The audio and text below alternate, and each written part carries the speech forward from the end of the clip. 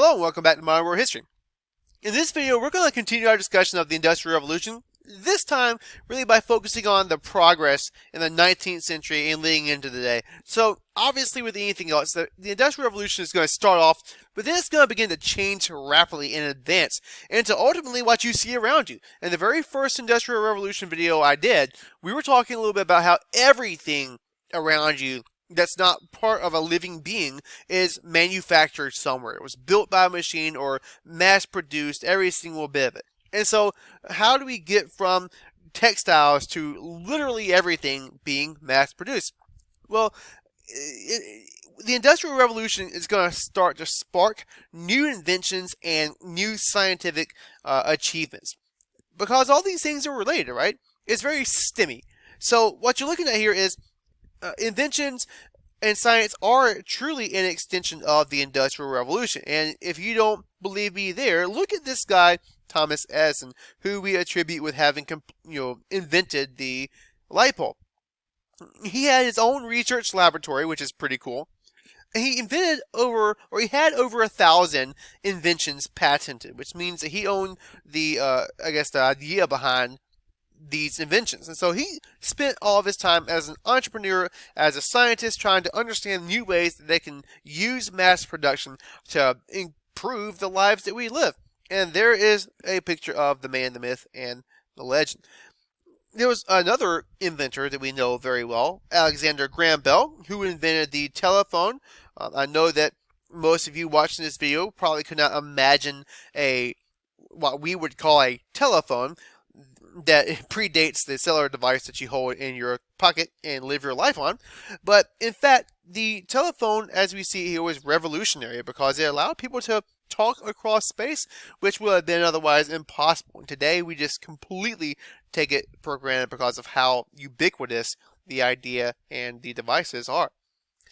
You've got, I'm going to mispronounce this, Guglielmo Marconi, who is attributed with inventing the radio, which we all know is very, very important, and also is very, very important, even more important earlier on. And then there was Henry Ford, who did not invent the idea of mass-producing goods, but completely innovated to be a highly efficient, cost-effective process that we call the assembly line.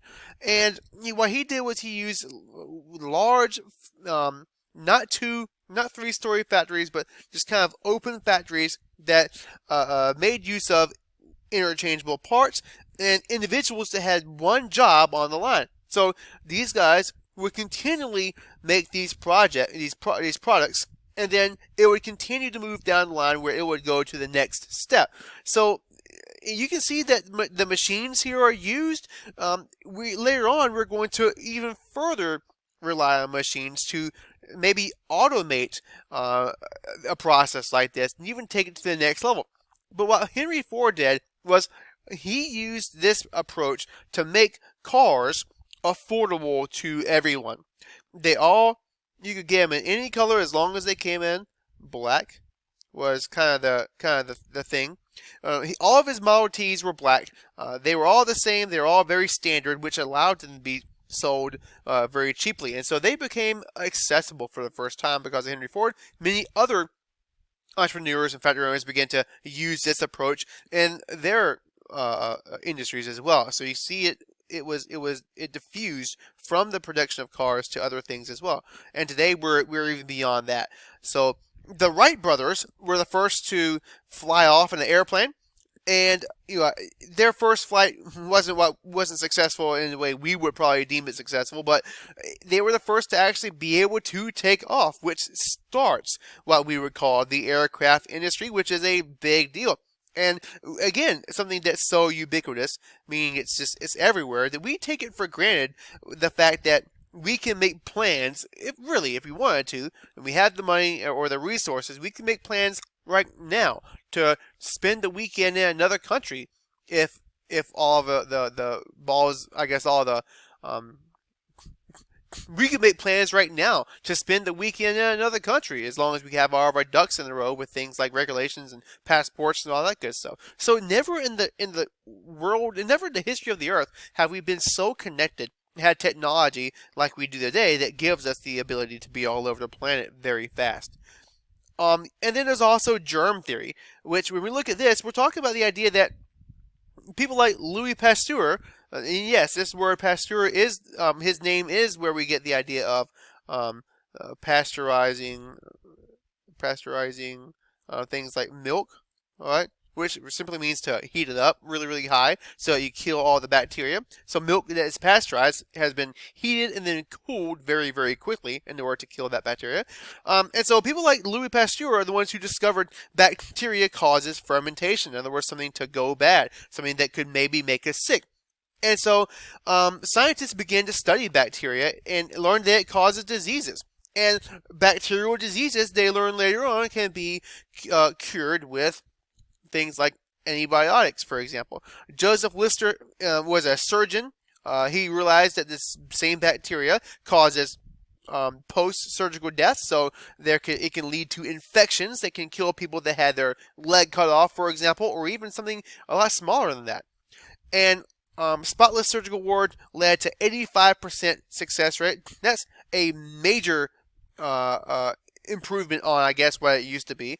And you're thinking 100% would be double the success rate. So 85% is pretty good. I would feel way better about being surgically worked on by a guy who's got a clean workstation. And you can watch TV and all these different doctor shows to see that.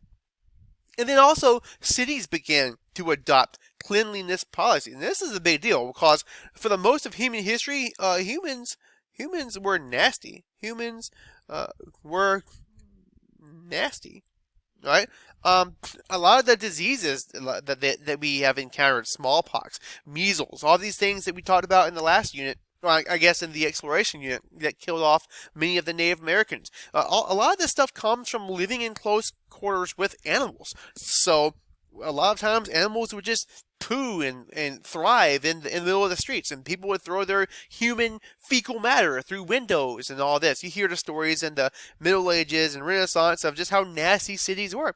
And during the Industrial Revolution, they were nasty because there were a bunch of chemicals, and many of the cities were unplanned, and there was so much pollution. People were just still really, really gross.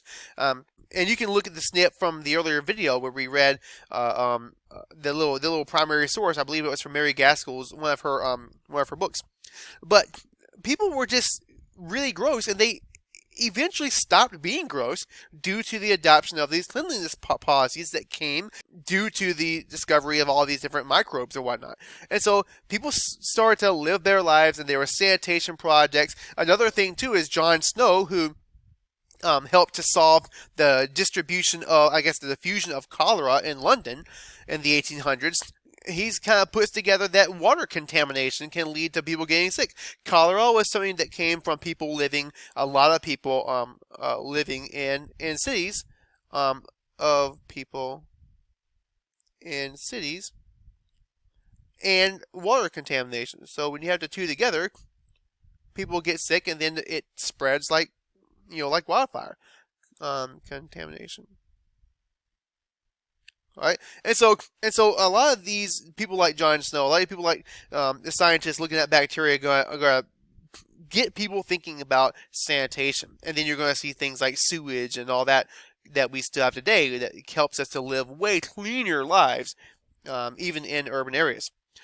And then there's Charles Darwin, and we've all heard of him and his evolution theories, the survival of the fittest. So what Charles Darwin does is he notices the adaptations that occur when different species adapt to certain changes in the environment. And this is something that has been going on forever and ever and ever. If you look, for example, at dogs today all are part of the same species that came from an ancestral dog, which is some kind of a descendant from a wolf. So through selective breeding, we were able to essentially copy the traits that we liked in certain dogs to make the breeds that we have today. We also see selective breeding of plants. And so we know already that different species can be adapted due to different types of intentional breeding techniques. Well, it's kind of the same way when you look at the survival of the fittest, or the natural selection here that Charles Darwin was talking about.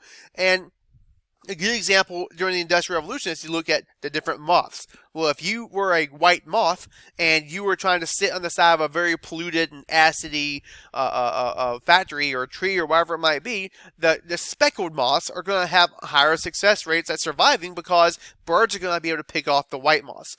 Things like that are what we're talking about with natural selection. And so later on, with Charles Darwin, we'll see this in imperialism, you start to see where people apply this notion of survival of the fittest to human beings. And when you start looking at that, you're looking at social Darwinism, which is really not what Charles Darwin was looking at, but something that people made it into in order to justify racial superiority. And then you've also got science and discovery, atoms, molecules, the periodic table, the study of psychology and Sigmund Freud. So all these things start to emerge during this time period as well. And then finally, due to the new technology, due to the better ability for us to transport ourselves over a huge amount of distance, for example, the radio is going to be the immediate diffusion of new ideas across space. You start to see this era of mass culture begin. You start to see the appeal of art, writing, music, drama, sports. Soccer began to diffuse during this time period.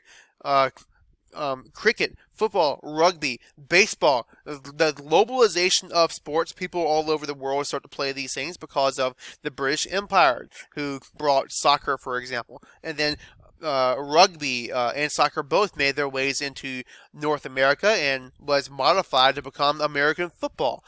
So all these things start to occur during this period, and all of them are linked to industrial revolution, industrialization, which led to these different kinds of innovations being possible in society today.